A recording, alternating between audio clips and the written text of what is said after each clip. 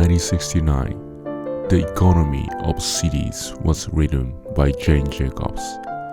If you know Jacobs, it may be through her earlier and more famous book, The Death and the Life of Great American Cities. In that work, she challenged the modernist urban planning and celebrated the vitality of street life. But the economy of cities shifted its focus. This book is not primarily about sidewalks and zoning. It is about economics. More specifically, it asks a radical question. What if cities are not the result of economic development, but the primary cause of it? When Jacobs published this book, mainstream economics treated nations as a central unit of analysis. Economic growth was measured at the national scale. Trade theory revolved around comparative advantage between countries. Jacobs turned the assumption upside down. She argued cities, not nations, are the true engines of economic growth. Innovation happens in the cities. Rural development depends on urban invention. Even agriculture, she controversially suggested, may have emerged from urban systems. This book is provocative. It challenges orthodox economics, historical narratives, and development theory. And more than 50 years later, many of her insights anticipate what we now call innovation ecosystems, startup culture, and knowledge economics. Jacobs' first major argument is simple but powerful. New work is created in the cities. She defines economic development not as growth in output, but as new work added to old work. In other words, development happens when people begin doing things that were not done before, or when they produce existing goods in new ways. Where does this happen? In cities. And why? Because cities concentrate diverse skills, diverse trades, and dense networks, close proximity, and constant exchange. This density allows what she calls import replacement. So import replacement is a process by which a city begins producing goods it's previously imported. For example, a city imports shoes. Over time, local entrepreneurs start making shoes. Then they improve production methods. Then they innovate materials. And then they export. Each step creates new work. Import replacement drives diversification. Diversification drives resilience. Resilience drives growth. This process doesn't happen easily in rural areas or single industry towns. It requires variety, interaction, overlapping knowledge. In modern terms, we might call this an innovation cluster. Jacobs predicted what we now observe in places like Silicon Valley, although she wrote decades before the tech boom. One of the most controversial ideas in the book is Jacobs' claims that cities may have preceded agriculture. Traditional history says humans developed agriculture. Agricultural surplus allowed cities to form. And Jacobs proposes the reverse. She suggests that early trading settlements formed around exchange. These settlements experimented with cultivation. Agriculture emerged as an urban innovation. This argument is debated and controversial, but its purpose is philosophical as much as historical.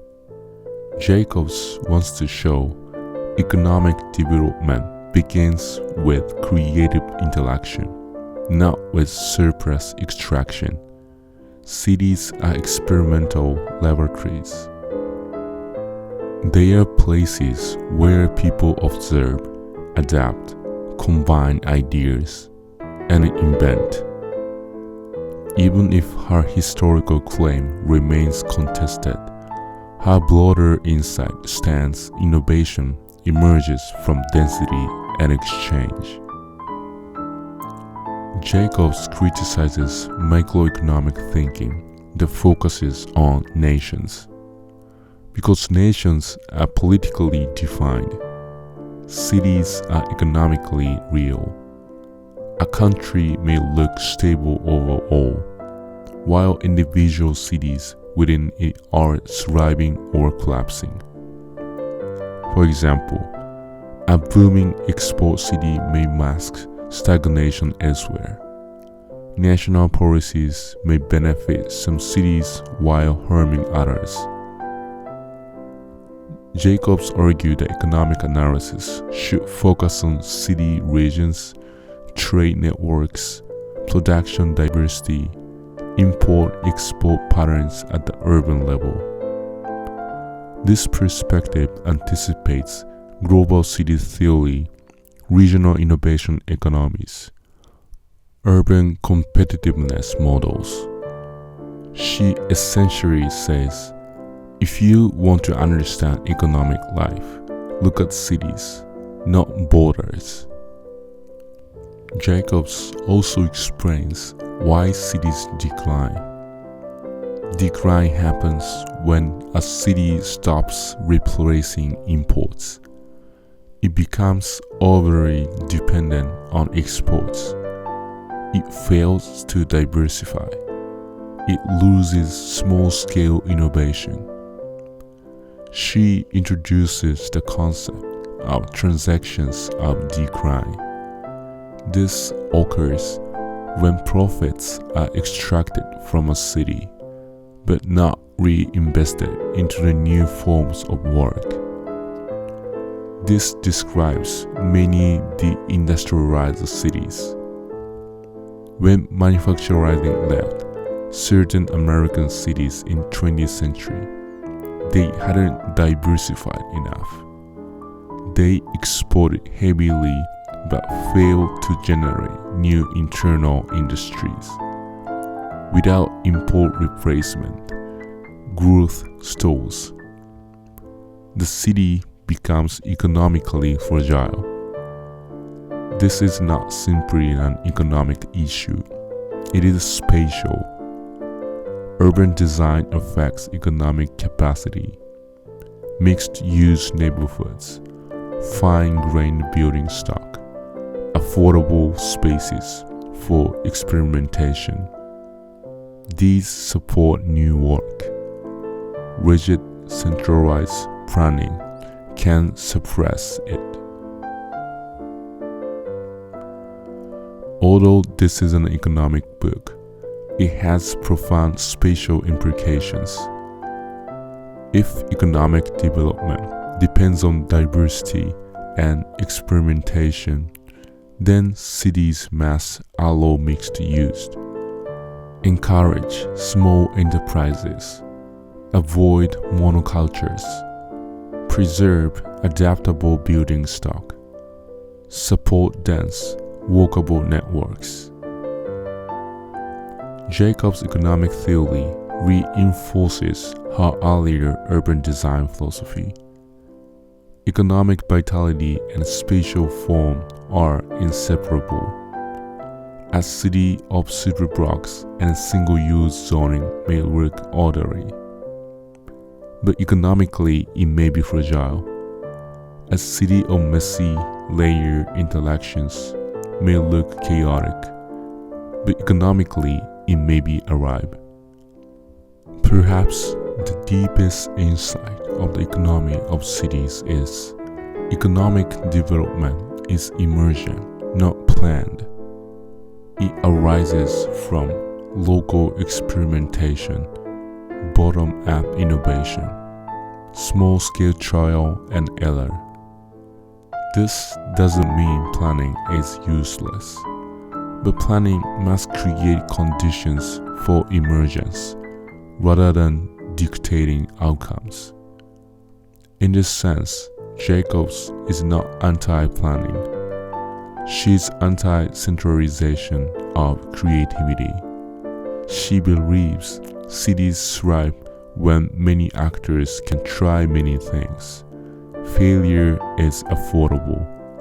Diversity is preserved.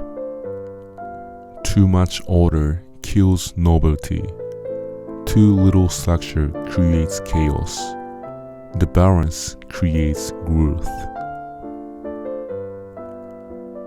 So, in the economy of cities, Jane Jacobs argues that cities are the primary drivers of economic development. A new work emerges from urban diversity. Import replacement fuels growth. Agriculture and industry may have originated in cities. National economic models miss the urban engine. Decline happens when cities stop innovating. Spatial form shapes economic possibility. More than 50 years later, her ideas resonate strongly. We now speak about innovation district, startup ecosystems, knowledge spillovers, creative clusters, and urban resilience. Jacobs anticipated these conversations decades earlier. For designers, planners, and architects, her message is clear. If we want economic vitality, design for diversity. If we want innovation, design for interaction. If we want resilience, design for complexity. Cities are not machines, they are evolving organisms. And economic life is embedded in street, buildings, and workshops, cafes, and chance encounters.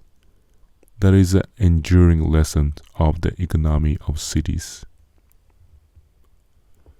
Thank you for watching. Hope this summary gave you a deeper understanding of the text and inspired you to explore the original book and discover its ideas and its greater depth.